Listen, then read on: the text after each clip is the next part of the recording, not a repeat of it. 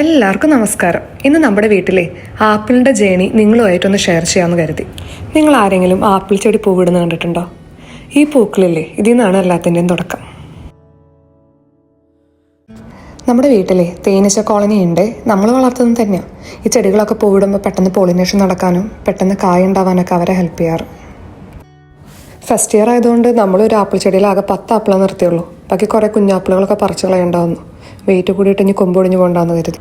നമ്മുടെ വീട്ടിൽ ഓരോ പുതിയ ഫ്രൂട്ട്സ് ഉണ്ടാകുമ്പോഴും റിയാണ് പിക്ക് ചെയ്യാറ്. അവനാണ് ഗാർഡനിങ്ങിൽ അപ്പയുടെ വലം കൈ.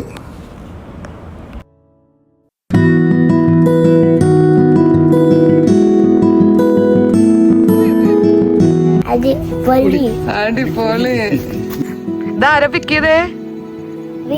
എവിടുന്ന പിക്ക് ചെയ്തേ? നമ്മുടെ വീട്ടിൽ നമ്മൾ 6 ആപ്പിൾ വെറൈറ്റീസ് ഗ്രൗണ്ടിൽ നട്ടിട്ടുണ്ട്.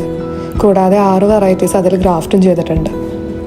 സോ ടോട്ടൽ 12 വെറൈറ്റി ആപ്പിൾസ് ഉണ്ട് നമ്മുടെ ഫ്രണ്ട് യാർഡിൽ.